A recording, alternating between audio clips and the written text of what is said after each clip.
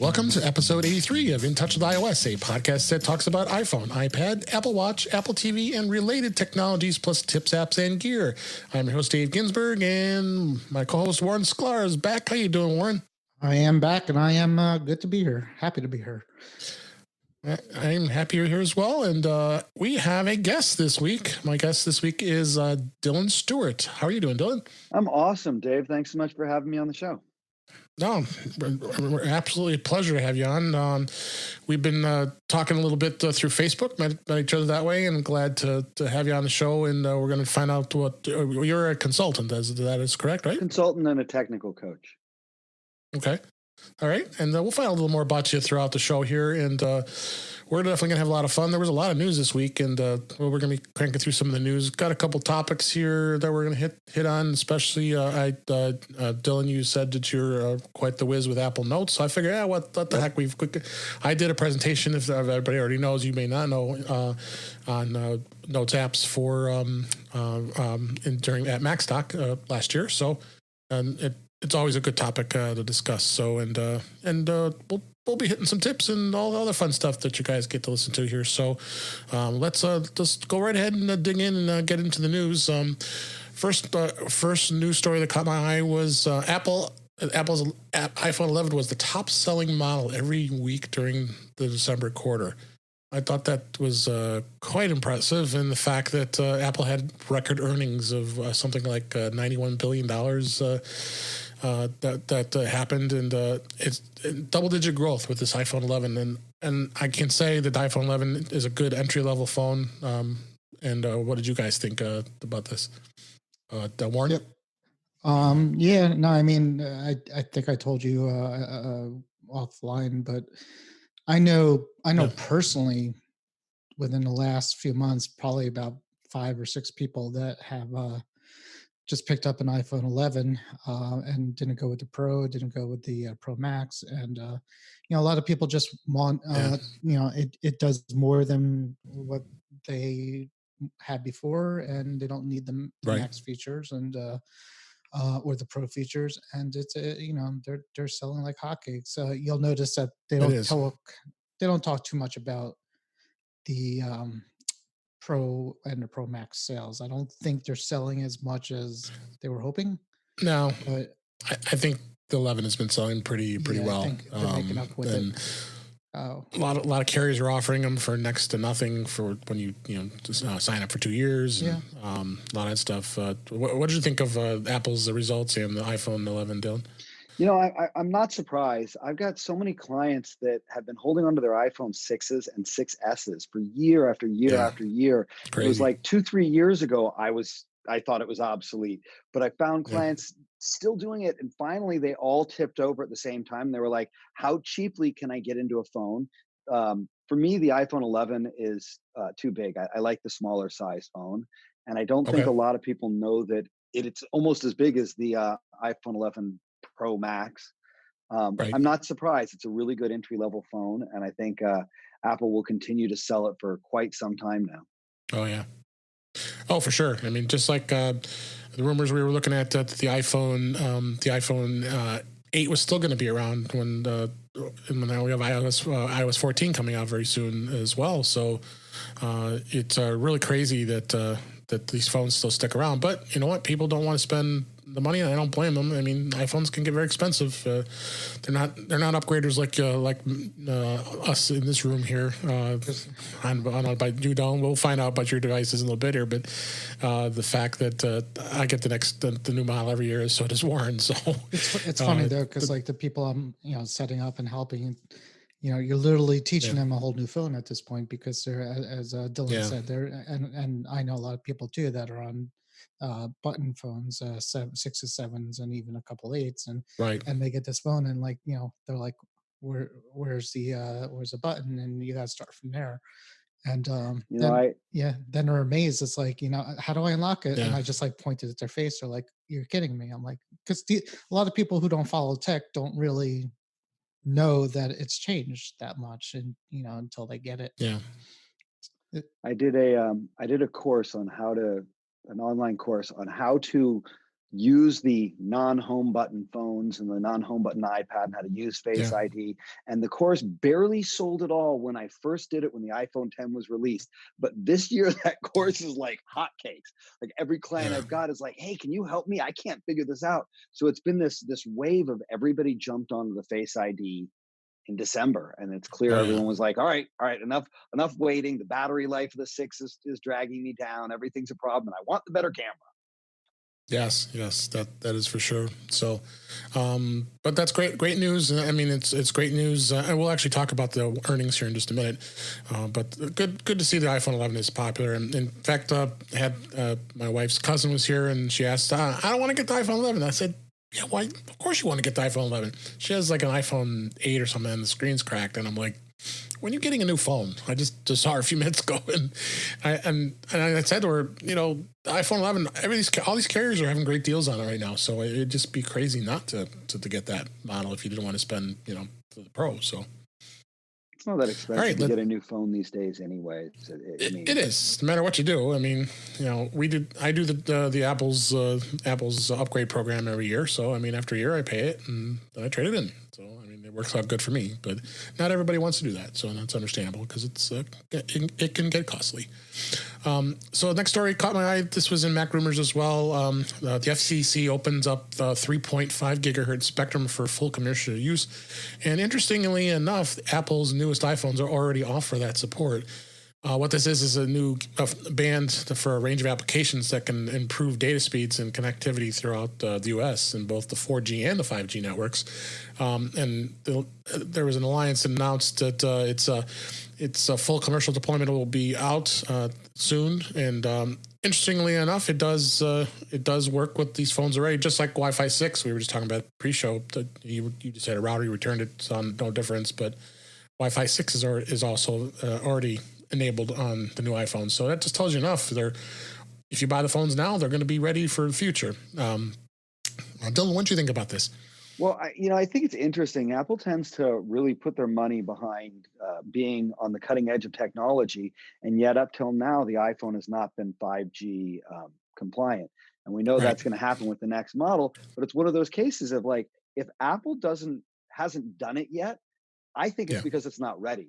And so the fact that Wi-Fi 6, the fact that they've got this capability with the 3.5 gigahertz bandwidth, Apple was planning this. This didn't just happen this week. Apple was ready for it. And so the whole conversation about 5G comes in because Apple has intentionally held back from that technology. They know something we don't. Yeah, they do. So, I mean, honestly, these spectrums keep opening up. I mean, it's been happening for years. The FCC is releasing it, and they're taking advantage of it with the selling off all this bandwidth. T-Mobile just bought it not too long ago, and others. Warren, what do you think of this? It's more congested. They had about 3 years ago was the price war where everybody went unlimited, and people were switching providers and getting the unlimited data with that. And it's definitely has its issues. So this is good. I mean, I am excited to get service where I'm not getting service and hopefully better. And at this point, today, if you ask me, I'd rather have this functionality to have better coverage and data speed on the LTE 4G than to have, spotty 5G, obviously.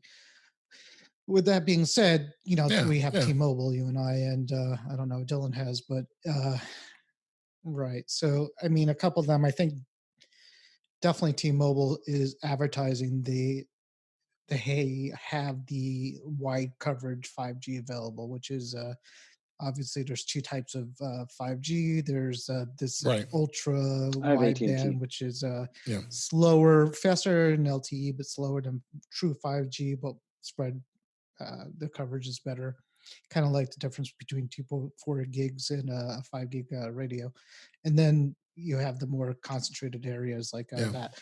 So, I would have to see how fast this wide 5G would be to be jealous of it. So I think there's only a handful of phones that could take care that can handle it anyways. So but yeah, this is good. This Apple obviously knew that it was coming sooner than later.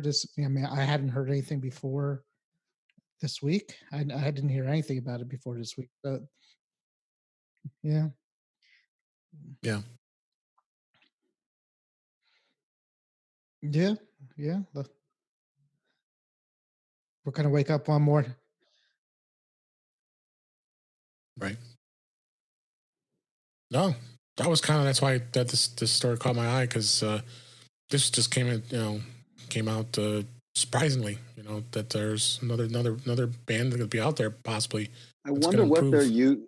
I wonder what their usage, what their intention for this commercial usage really is, and whether Yeah. it's a way to Yeah. ping us and advertise to us as we're walking down the mall from the store Yeah. 3 doors down and across the way. That concerns me, but I like that Yeah. we're opening things up. I'm always happy when we're moving things in a wider range and creating more Sure. possibilities. Well, and then that kind of goes along with your smart speakers too, with the HomePod and especially with Amazon Echo. Because we were just talking about that with my wife here a little while ago. They're saying that her friend had talked about getting a refrigerator because their one in the basement failed, and then. The next day, they see ads popping up on Facebook from Wayfair saying, "Hey, you can buy this refrigerator." Right, if it's a choice between and they didn't search for it, nor did they do anything about it. So that's the thing. You got to worry: is this going to put that type of non-privacy on mobile devices too? Buy some towels, I guess, if that's what they're selling me. So that's why I said.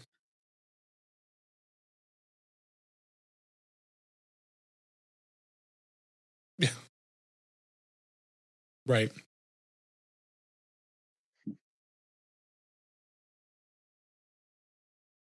It's right. So, let's go to the next story. Apple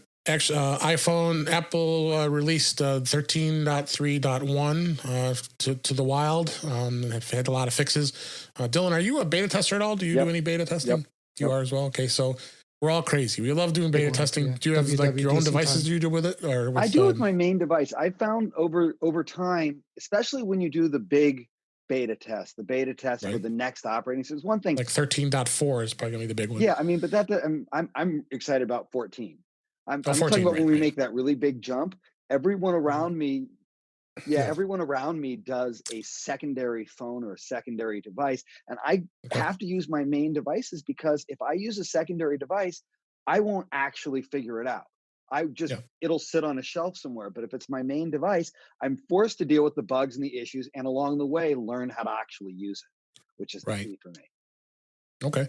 So this story, this is in OS X Daily, gives you just all the information and relates to what the update was. And in the notes, the release notes, the bug fixes, and we talked about this, Warren, yesterday on Mac to the Future Go, fixing the issue with the communication limits that could allow contact to be added without entering the screen time passcode. That's a bit of a bug. I'm glad that fixed that. The big one we talked about was adding a settings control to use location services by the U1 ultra wideband chip. Warren, go ahead and we talked about that yesterday. What that was all about as far as that security goes. Yeah, well, that's a setting where somebody discovered, I forgot who it was, somebody was playing around and turned off location services on everything. Yeah. And he was kind of walking around in some area, and the little pointy arrow pointing northeast went off, saying that it was using location service. So he's kind of like, hey, what's that? And I looked into it, and it's basically this it's some kind of some kind of radio that has to that can't work in certain areas, I guess. And that's why it needs to know where you are. So he's like, well, you turn off location service and you expect not to have location service on. And they made a big deal out of it, so now you can turn it off. Yeah. But in any case, like I said before, this is the very brief period, probably with Dylan too, that we're both not on a beta. Yeah, we're feeling like naked. No beta available right now. I thought today would be. Usually, it's like a day or next two day, after that. Yeah, they'll drop the betas for after the the production release, but I'm guessing Monday and Tuesday. Yeah. We'll get our new betas out. We'll be all over it, and we'll do it too. But it's good. For some reason, when the new when I'm not on the beta cycle, I like to back up my phone and my Time Machine, my Mac, and kind of wipe them and reinstall just to kind of get a nice and fresh again, just to start the next cycle down. I like that because I'm like Dylan. I put betas on all my production devices. And you don't know Warren very well yet, Dylan. He's well, he did it too. I went to WWDC 1 year, and I think that's when I definitely started doing it. And now the first 2 months is painful. Yes, it is. Yeah. It is. I remember. Painful. That's why I don't put it on my production devices. I keep spares. Well, it's it's fun. The thing for me is by the time my clients do that upgrade and they're like, oh my God, iOS 13, I don't know how to do it. And this is going on, I don't know about this. I've dealt with every issue. I've dealt with every glitch. I'm like, yeah, you should have seen it back when turning it on would electrocute you 46 times. That was a bug, man. That sucked. That's great. That was fixed in 13.0 too. Yeah. Okay, good. Yeah, we talked plenty about and I created a chart 1 week of showing how many updates that they've done so far. It's just absolutely insanity. 13 was not a good OS. So I'm hoping 14 becomes a little better, robust, and they're spending more time on it before it gets released out to the wild. It's funny because they learned the lesson with iOS 11. iOS 11 was the one that bricked all the 6s and the 6Ss. And so they built iOS 12 specifically for older devices. And it's the first time they ever did that, where they were like, we're going to make sure the old ones work as well as anything. And so you thought they learned that lesson with iOS 12, and there wasn't that much changing on iOS 13. Some screen time stuff, dark mode. There was not that much for them to do. How did they let it get so absolutely unstable? Yeah, it's great. It's almost like with the mail, even on the Mac, it's like, and the phone, it's like when they released iOS 13 and Catalina, it's like, did you guys forget how the mail app works from the last time? I mean, it worked last time, and it looks exactly the same. Why is it not check? Why can't I get into my mail? So I mean, it's part of me thinks they do it on purpose during the beta cycles. I really think that they make it as buggy as possible, just so you can see the progression of it getting better in every release. But I'm okay with that, but then don't release it in that kind of a mode to real people. We don't count. We're gonna figure it out. But I've got people who are beta lucky testers aren't real people. Beta testers aren't real people. We're not. No, not at all. And you mentioned iOS 12. There's still devices out there like the older devices that still can't run 13. Well, Apple is still continuing to release new versions of iOS 12. So 12.4.5 got released for all the older iPhones and iPads. And according to the release notes on that, it's providing some important security updates. And that covers the iPhone 5S, the 6, 6 Plus, the iPad Air, Mini 2, Mini 3, and the iPod Touch 6th Gen. I'm impressed the fact that Apple is still continuing to support these devices. Being some of these devices are almost 7 years old. They didn't do it because they wanted to, Dave. They did it because there's a major security hole that they fixed with us, and they had to fix it backwards because they didn't want to get nailed for knowing about something and not covering it. Everything else that they did in there was just window dressing. They were fixing the hole. Yeah. Well, I mean, there's still a lot of those out there. I mean, people, like you said, you had some of your clients still have iPhone 6 and the 6 Plus, and that's an old device. I mean, I had it at one point, and many of us did. You got to just keep it up to date. But I mean, going for devices before that, I mean, they're done. The 5 or the 4 or any of the older iPhones, they could care less about those anymore. But they know that there's still a lot of these out in the wild that they want to keep things patched and keep things working. So that was other articles in the show notes as well.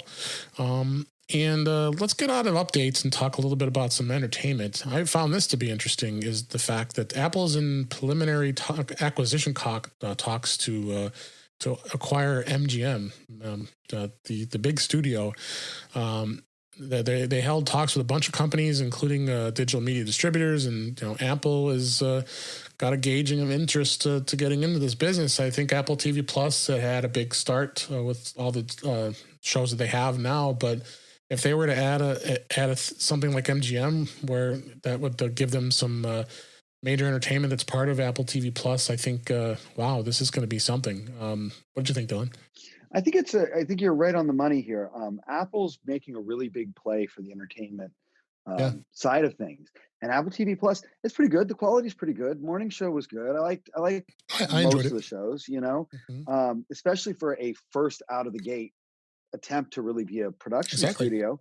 But the real challenge is, what about the library? The library of shows and movies and things, and Netflix is the other person in discussion with MGM. So it could go either way.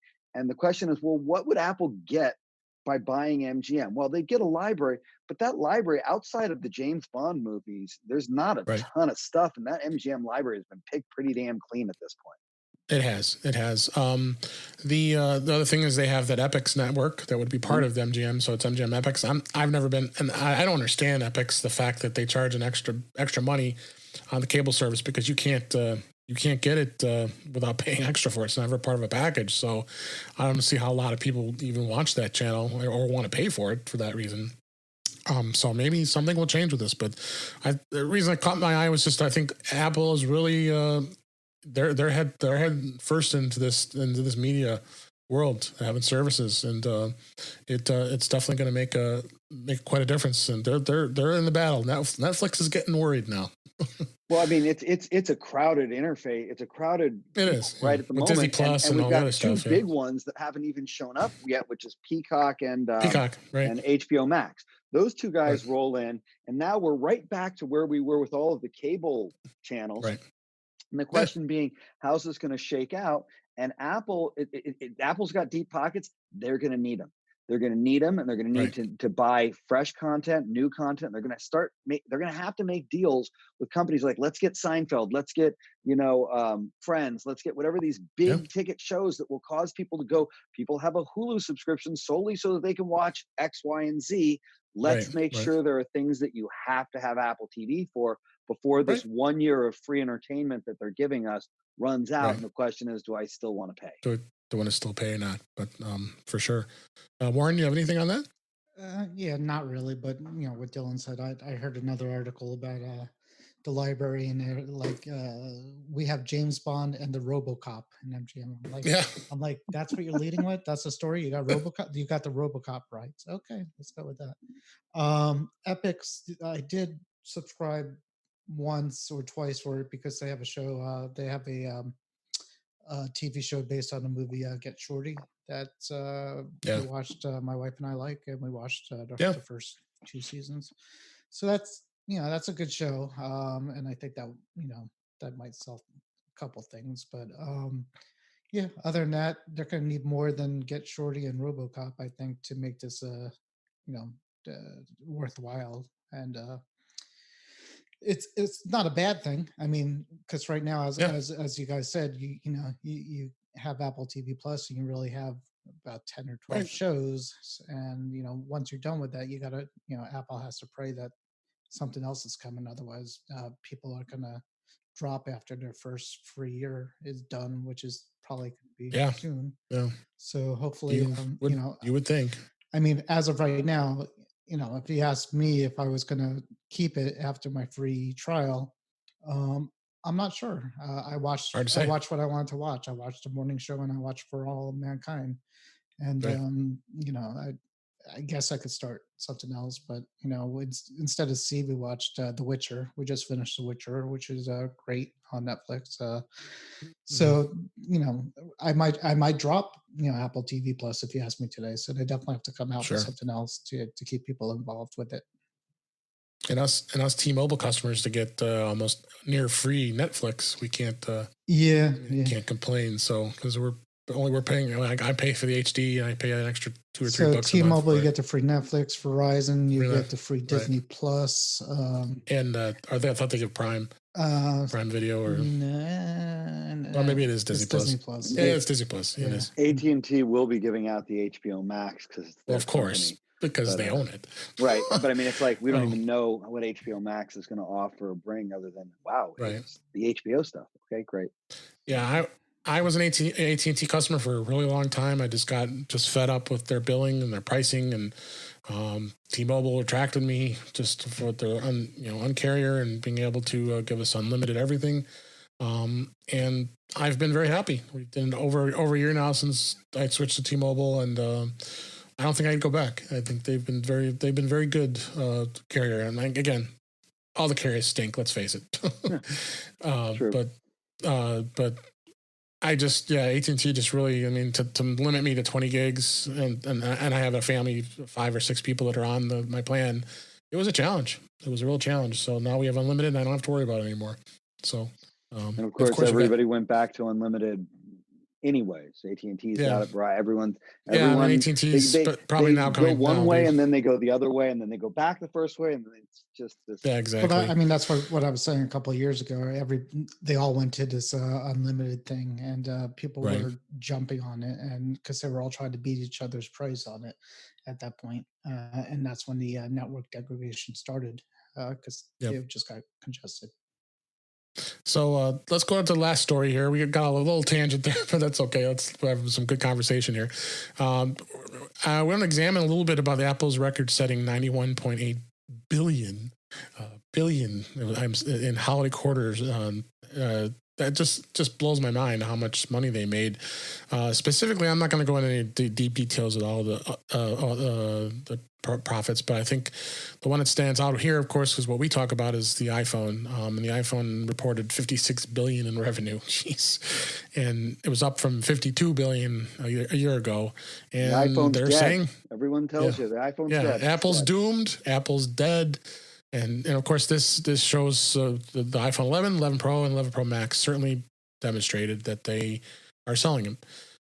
iPad did haul in $6 billion. I mean, that's still amazing, and that's slightly higher than it was last year. So overall, it's the wearables that are most interesting to me. The watch, the watch, but really the AirPods and the AirPods Pod Pros, which both of which are just phenomenal. I see Warren. I see you've got the Pros on. I have them. I just because I'm listening to myself. I got them. I got them too.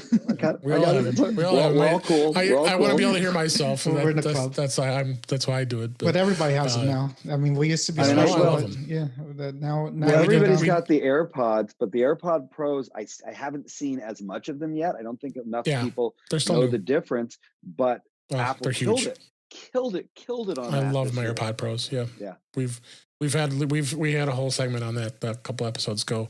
You have to listen if so they were doing they were making a billion. What was it? $1 billion a day during that period. They were saying. Yeah, it's just crazy. So anyway, you can take a look at that article. Actually, this is linked to Apple Insider, and they're examining the quarters by the numbers. At the Triathlon was a good article to find out about that. So that's our news this week. We had a good conversation there, and let's move on to our topics. And as I traditionally do when I have a first-time guest, is I want to find out more about that person as well as what tech they play with, specifically to iOS and all the fun things that we talk about here. And I'm going to go under the assumption that you own probably all these products, right, Dylan? Yeah. iPhone? Which iPhone do you have? I've got the iPhone 11 Pro. I like the better camera. I don't like the big size of the Max. Sure. I've had all of them. I've had all of them this year. I mean, I literally have to buy them all and then send back the ones I don't want, so that when my clients turn around and they're like, "What do you like?" I'm like, "Well, this has this and that has that, and this is too big." Okay. So I roll with an iPhone 11 Pro.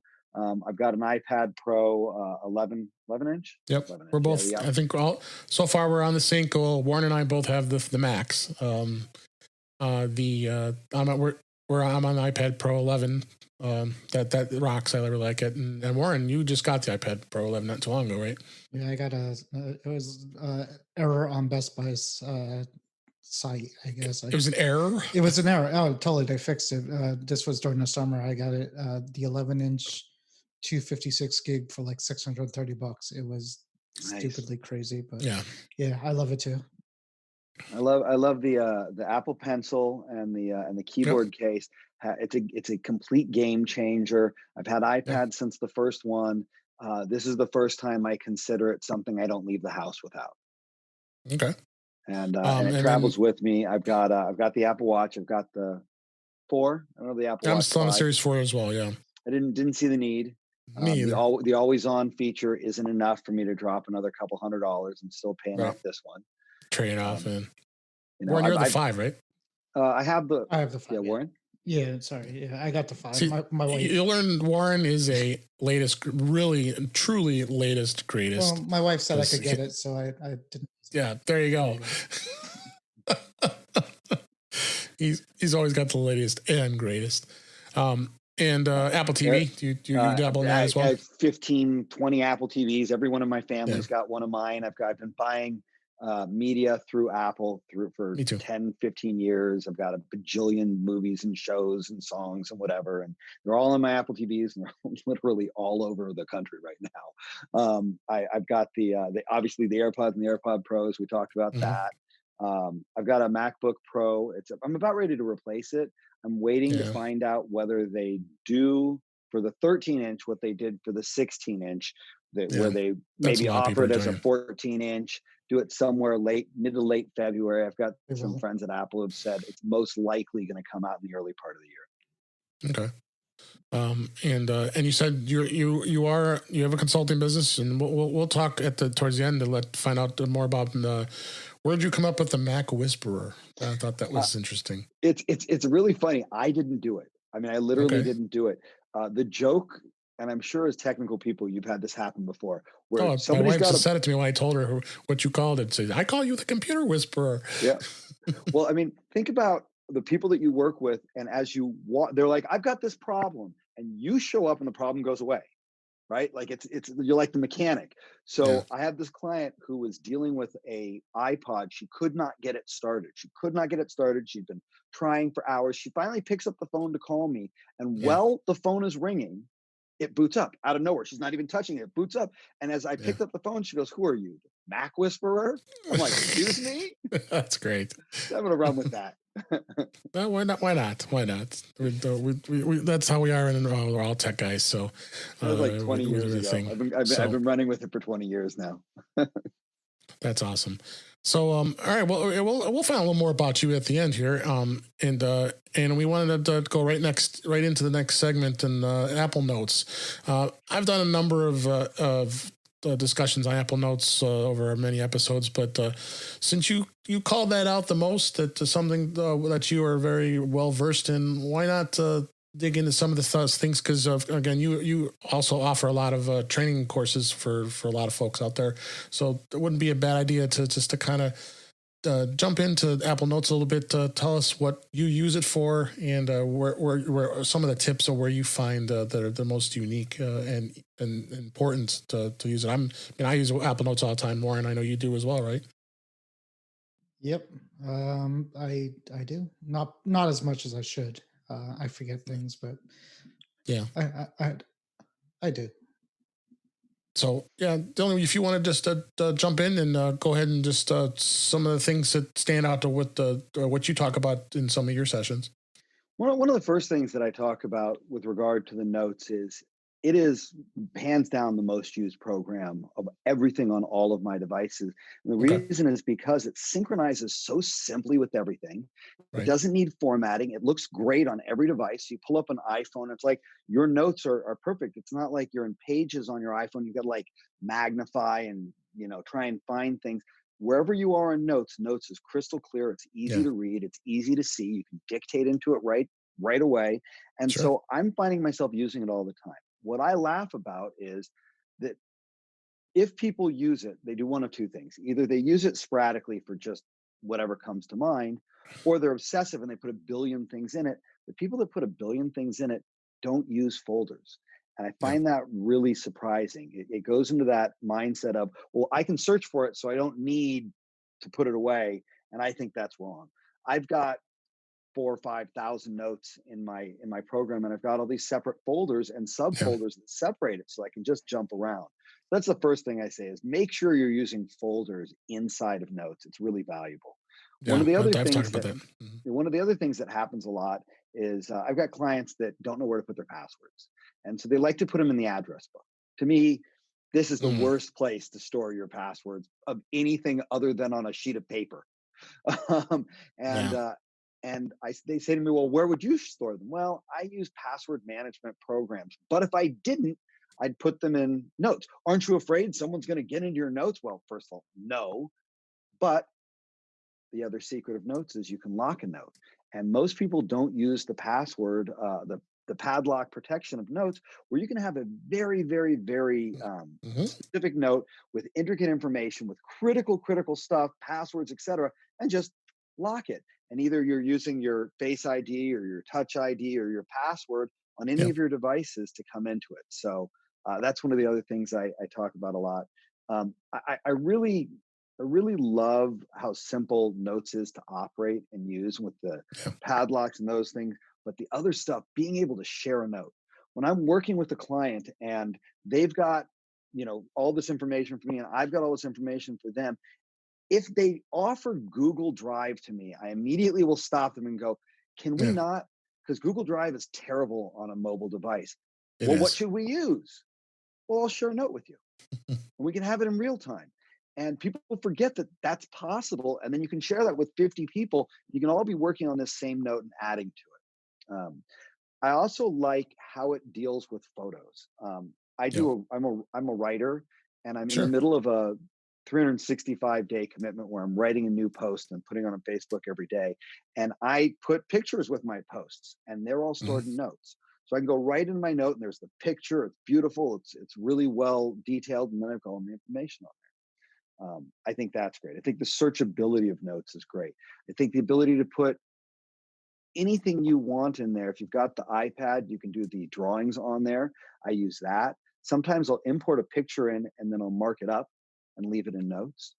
But Yeah. the end result is there's almost nothing I can't use notes for. Um, One of the things that I talk to my clients about when I'm giving them lessons on notes and kind of going through some of these things, there's Hmm. other stuff like creating columns and notes and um, all these other features. What I tell them is most people aren't using notes, reminders, and the calendar appropriately. Yeah. They I get agree. the three things mixed up. And I explain to them notes is for anything that's a long form document that you're going to refer back to.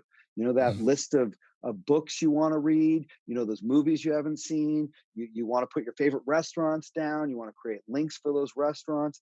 Yeah. And when you use Safari and other apps in the Apple ecosystem, you can share right into Notes, which enables you to create one note with all of those separate websites for your travel dates over Yeah. the I next love. I love month. links and notes.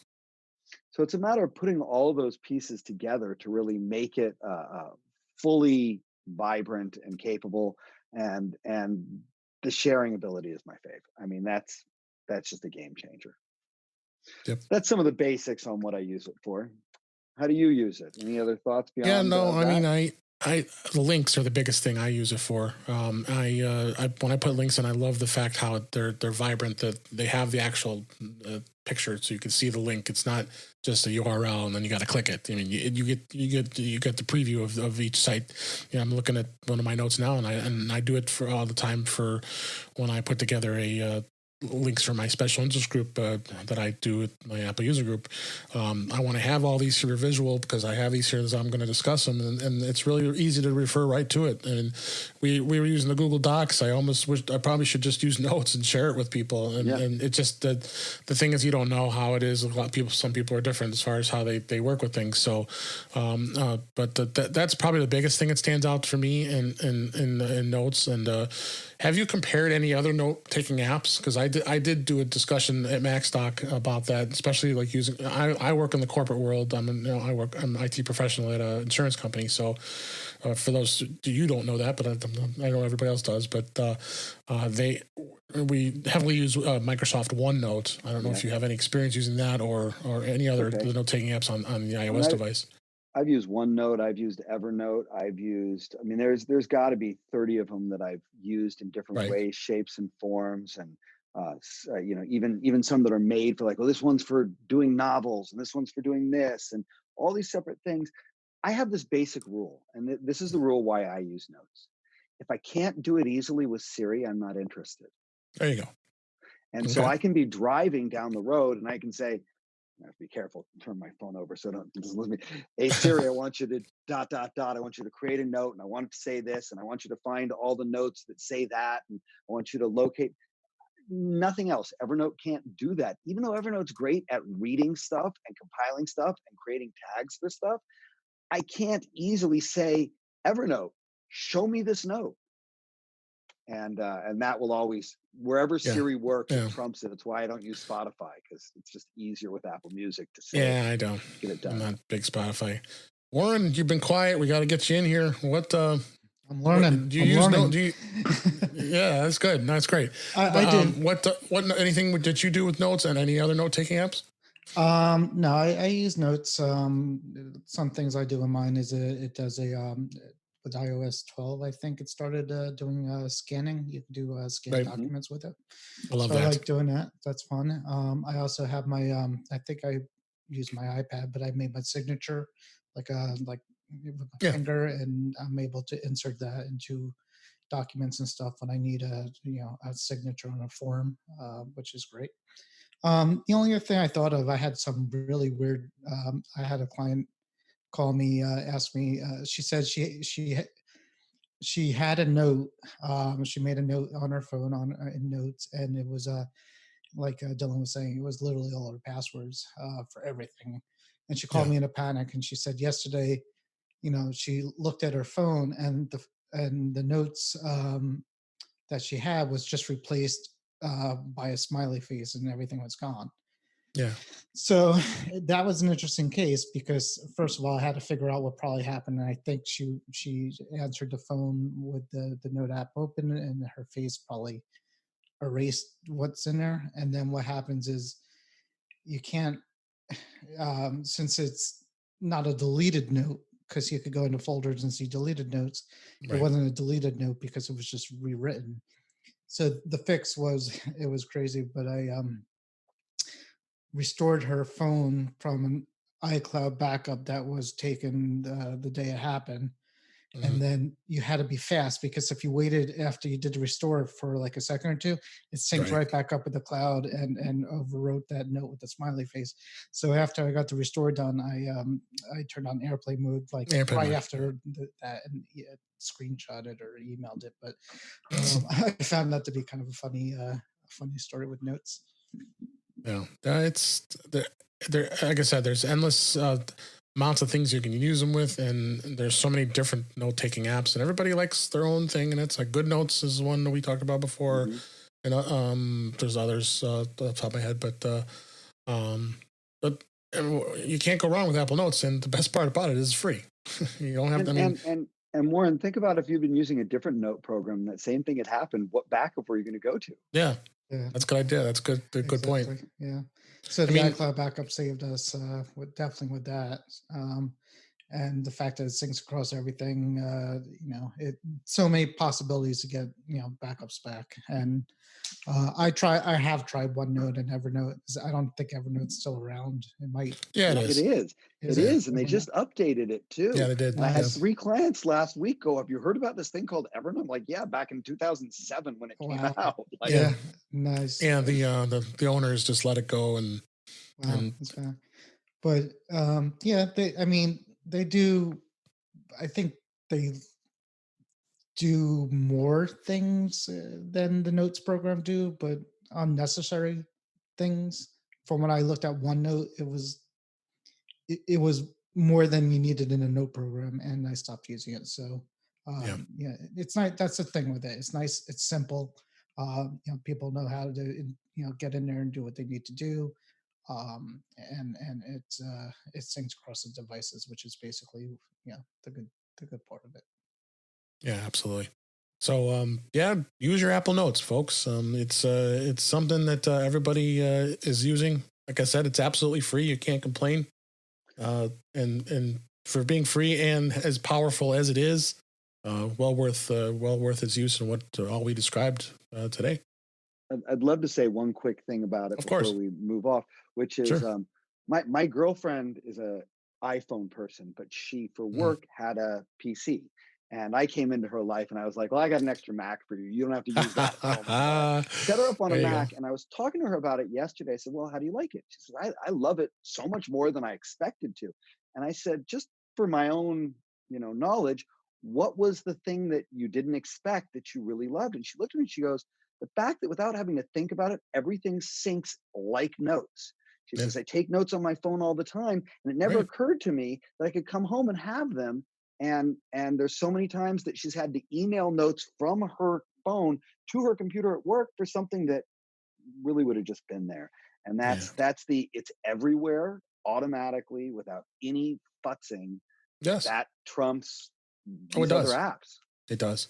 The only thing, again, because I work corporate, OneNote is the big thing, and you got OneDrive syncing it. So OneNote does have a little more power as far as some of the things it does, but I agree. I mean, if you can use the notes and utilize it, because unfortunately there are going to be some, in the corporate world, they tend to block a lot of that stuff because it doesn't meet the information security standards. But for your own purposes and usage, you can't beat it. You really can't. Totally agree. All right. So let's go ahead and we'll move on. We'll move on to some of the tips we have for this week. One tip that came across that caught my eye was, and I did not remember or realize how to do this, was how to delete all email on the iPhone and iPad using iOS 13. And I've probably want to do this once in a while. I know it's probably kind of scary. I don't know. What do you think, Warren? Deleting every single email that's in your mailbox. I use the process for deleted items and junk. Generally, that's how I clean it out. So yeah, it's the same kind of thing. Yeah. So in this tip, basically what you do is you go in the mailbox and then you click go into the inbox. You tap the edit button. Then you tap select all at the top left. And then there's a trash option at the bottom when you tap trash. And you can, then at that point, you confirm that you want to delete all the emails by selecting trash all. And that comes up. And sure enough, what happens is your mailbox is empty. I'd like to have an empty mailbox, but a lot of times we save things, right? And I know, Dylan, you talk about managing email. I love that you can doing that same thing, and I hadn't really played around with that. That you could do when you're doing that select all. The select all is really what the new piece of it is, because that wasn't there before. It wasn't. Means you could move everything from any folder, not just in the inbox. You could empty out any folder with just a couple of clicks, and that's really valuable. But yeah, I store and save and file things away much more often than I delete them, unless they're crap. They're crap, they're gone right away. That's right. Then the next tip, I linked actually to a support article for the Apple Watch using the control center on Apple Watches. That's what's listed on here. But really what I wanted to talk about, and I forgot all about this, is the fact that you can customize the control center by moving the icons just like you can on the iPhone. If you swipe up, you have that control center, and there's a lot of buttons I use all the time. Like the one I use probably more, and I'm sure most people do, is tapping. Yeah, exactly. You're playing your phone there. Try to find where my iPhone is. And usually that ends up at the bottom of the list. So basically what you do is you scroll all the way down to the bottom of the list and you tap the edit button. And then, of course, the icons will wiggle. And then you grab the icons that you want to have at the top, like the flashlight, airplane mode, probably the most common ones. Even theater mode. A lot of times people want to put it in theater mode right off the bat. And you just drag them up and organize them the way you want and the way you go. And it's a lot easier than having to scroll through. Did you know that, Warren? I did, but I'm too lazy to reorganize my watch. Everything seems to be default, and it seems to work. I think I should probably just use Do Not Disturb more and the water during the summer I swim. So I still am scared to swim with my Apple Watch. I don't know. Really? I've swam all summer with. Well, I've got that Velcro band. I don't think it's me. I got to put the other band on to swim with it. The Velcro's fine. It will stink after a while, but it's fine. Yeah, but I like my Velcro band. It's all I wear all the time. But I have like 15 bands, so I can switch to one of them. So I finally convinced my wife to get an Apple Watch last year, and she got 4. And I've been swimming with my watch since Series was maybe 0 was waterproof. I don't Sure. remember. But in any case, she goes in the pool. First day, we're down in Florida with her new watch. First day, it stops working right when she gets in the pool. She turned on Yeah. water mode and everything. Since then, she won't go near water with it, which kind of sucks. But no, it does. I Yeah. mean, I think she just got unlucky. But yeah, I love swimming with my watch. I put a Bluetooth speaker near the pool, and I There can you go. play the music from the pool. It's great. Dylan, did you want to add anything on this tip? No, it's a great tip. I forget that I can do it. I was actually Yeah. pinged my phone because I was flipping I just around did it. through it. Yeah. But it's very valuable because I do use specific things, and there's other things that are out of control. I'm never going to use it. It's just it's irrelevant to me. So it's good to know that you can move that around. I forget that sometimes. Absolutely. And you have a tip you want to talk about, moving multiple apps all at one time in iOS. Yeah, and I stumbled across this. I read all the same tip emails and things that come in, and 99% of the time I'm like, yeah, I knew that. Yeah, I knew that. Yeah, I knew that. I saw this one, I was like, really? Immediately started to figure it out. The concept is this: when you're on your phone, you've got all your apps on all the different pages, and you might want to do some reorganization. And you're like, I want to move all 10 of those to another page or to a folder. And then you're one by one selecting, dragging, and then coming back, getting the second one. So the way to do this tip is you're going to need 2 hands. So I like to put the phone down somewhere so that it's sitting down. And you're going to go into edit mode. So you go into edit mode, you press and hold one of them, and you click edit home screen until they're wiggling. And while they're wiggling, you take your finger and you start to move one of them. And you see that you've grabbed it. Once you've grabbed it, hold that down on that one hand and use your other hand and tap any other ones you want, and they will get added to the stack on the first. And then you've just got this stack of all these apps, and you can move them together into a folder at once. I used it to completely reorganize my son's phone in a matter of minutes instead of hours. There you go. It was awesome. Okay. Yeah, no, that's that's a great tip. I threw a link in there in the show notes under that from Mac Rumors. They had just did an article about that a few days ago. So I don't know if that may have been the one you saw. Somebody saw it and passed it on to them because I saw it from somewhere else. I think I saw it from my iPhone. So let's move on to some apps here, and I'm super excited, and I'm sure all of us are, that Filmix who announced that they were going to have an app that allows you to be able to access multiple cameras on your iPhone Pro that was built in. Everybody's like, they announced this thing like in September last year. I mean, it's been like forever. And all of a sudden, was it yesterday, as we record this, they released an app called Double Take, which is amazing, absolutely free. And what it does is it allows you to record video from 2 cameras at the same time. And I found this to be fascinating, and I started playing with it the other day, and it's got the multiple cameras where you actually can go through and switch through the different modes, where it shows your face and another camera, or you can have 2 other cameras at the same time, and you can record them simultaneously. And what it does is it joins those recording videos in one recording, which is pretty awesome. It has a lot of great features on it. I don't know if you guys at all have had a chance to take a look at it at all or not. I downloaded it and I haven't looked at it yet. I just haven't had a chance, but I can see situations where I'm doing a podcast, or I'm doing a class, or I'm doing something. I'd like to be able to record me and what I'm looking at the same time. And I think it's a brilliant app. I'm really happy that it got released. Yeah, they finally released it, and I'm just pulling it up here now. Just go ahead, Warren. Yep. So I played with it yesterday, just to let you know it's free, but there's features that are not available unless you pay $15 for it. So there is I didn't see that they had the in-app purchase.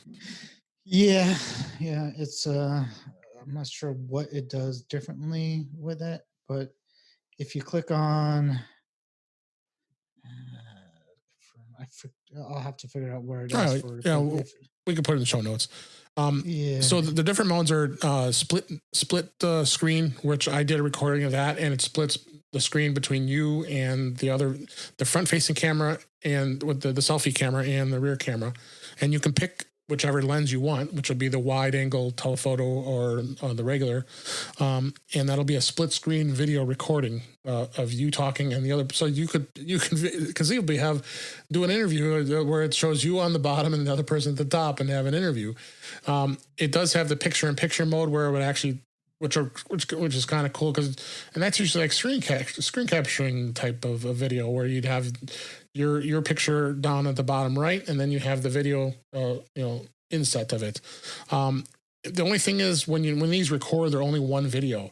There is another mode called discrete, what allows you to be able to record the two cameras and put it in one video. But it does in the matter of video editing, it allows you to be able to grab both videos and have separate edits, so you can go in and make the changes. So really cool. It's links in the show notes. This is Filmic is the company that came up with this, and if they have features, I'll pay the $15. I think these guys make some. I'm just reading it. Yeah, I'm reading it now. So it's called Filmic Pro video camera, which is $14.99. So is it a separate app or? It's the same app. It's just it's a pro version of the free app. It is a separate app. Okay, so it's not. Yeah, because there is the Filmic app. Did they add this feature into it already? If you paid for it, or it is the same app. It just does more. So it's Filmic Pro. Right, I've got Filmic Pro now. I'll have to go look at that. Well, we don't have to go on and on about that. I don't know. It says $14.99 in app. Yeah, we'll check that out. So it doesn't tell me what it does. Maybe it gives you another camera. So Warren, you didn't have any apps for us, so I don't know. I'm going to have to let. No, I'm on level 200 something on Dr. Mario. That's Dr. Mario. Okay, Mario. Okay. Dylan, if you wanted to talk about a couple apps here that you had on the list, I don't necessarily have to go through all these, but maybe a couple of them here. Yeah, let's just knock out a couple of them. I just used this one. I just taught a client this one today. It's an app called Copied. It's a simple app. It's both a phone app, an iPad app, as well as a computer app. And it's essentially one of those clipboard managers, right? Which means that as you copy and paste things, rather than copying one thing and then pasting it, you can copy a bunch of things and store them.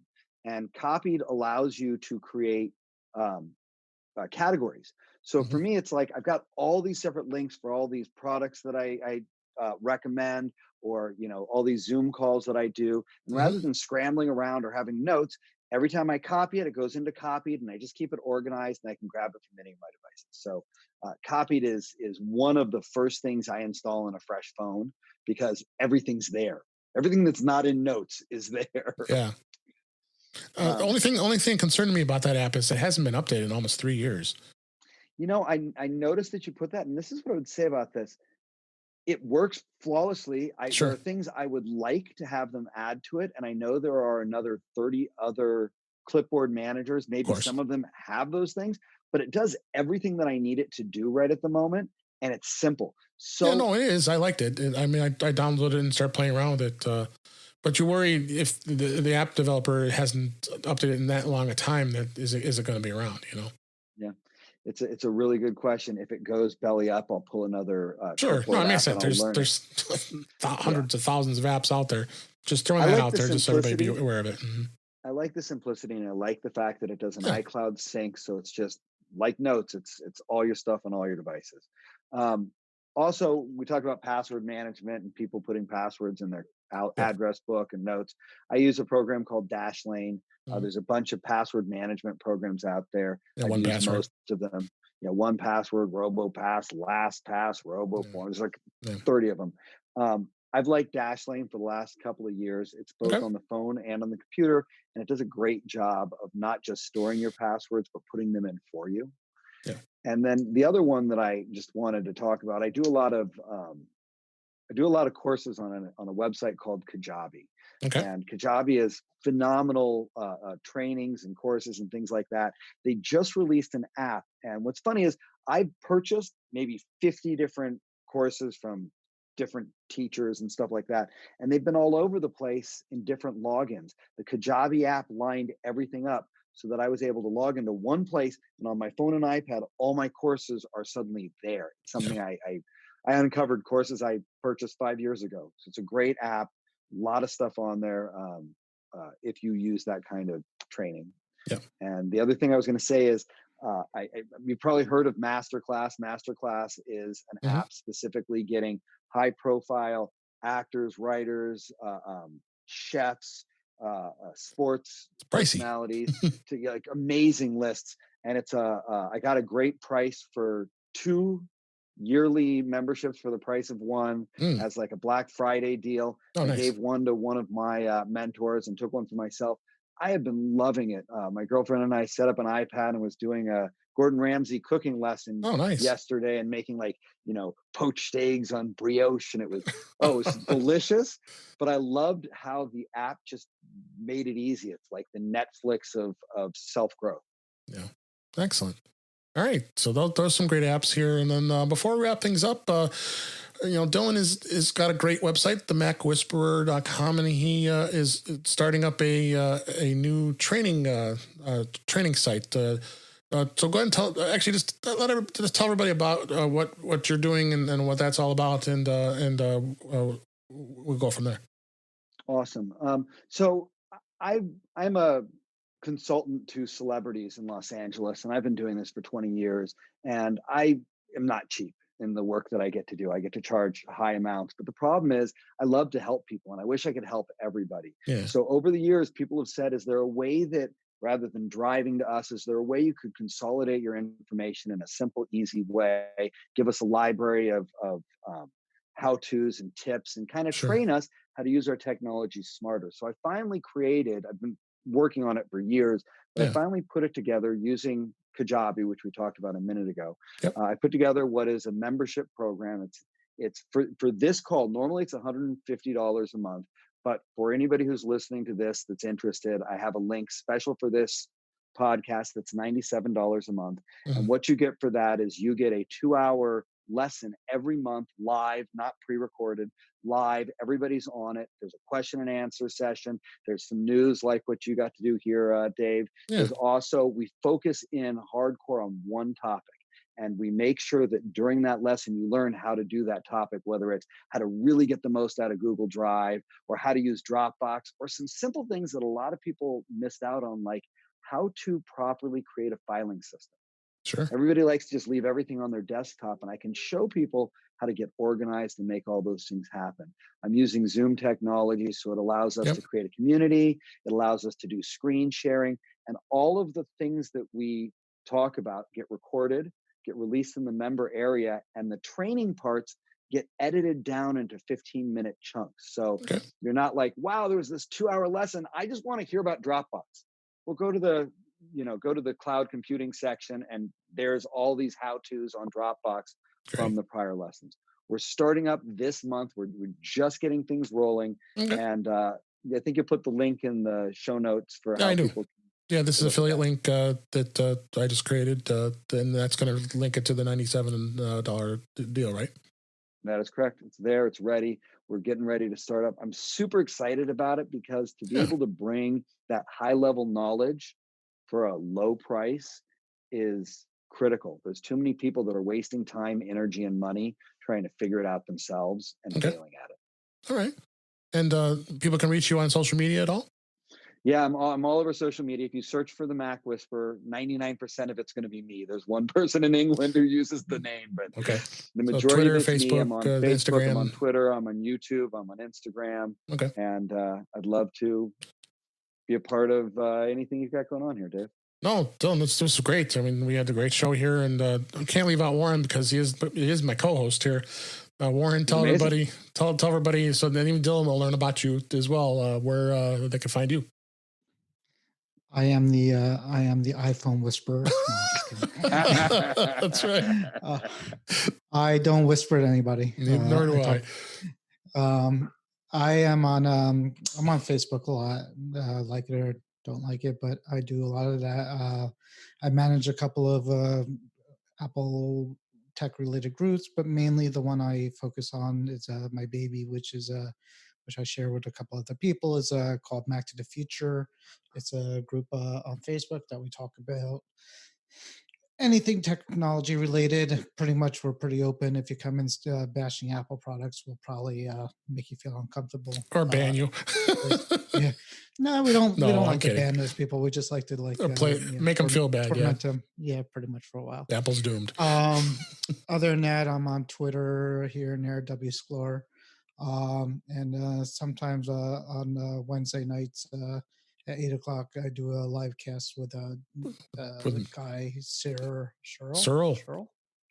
and me, and you, where we talk about the week, and mostly we try to steer Guy away from politics. Oh gosh, but, it's hard. We do pretty good with that, and that's about it. And that's how you and I met through Mac to the Future, and it's been a lot of fun. You'll have to check it out, Dylan, because it's a good little knit group, and who knows, you might find some other people that. Some people like Facebook, some people don't. Yeah, it really just it just varies. So, but no, I'm definitely going to check it out. I'm definitely going to look up and listen to some of your past podcasts. Oh, I appreciate that, and we're definitely going to have you back, because boy, you're a wealth of knowledge, and I love having guests on, and this was an absolutely fabulous show. I really appreciate it. Thank you for having me. Yeah, that was a wrap for this week. Please send your comments, questions, and suggestions to our email address, feedback@intouchwithios.com. You can follow us on Twitter @intouchwithios. You can subscribe in your favorite podcatcher, including Apple Podcasts, Google Podcasts, Stitcher Radio, Spotify, TuneIn Radio, and iHeartRadio. Or better yet, just go to our website at intouchwithios.com, where all the links for all the places to listen to us are there. I am Dave Ginsburg, and you can find me on Twitter @DaveG65. Thanks again, guys, Dylan and Warren, for being here. We really appreciate it. Thanks. Thank you. And thanks for listening, and we'll talk to you again soon.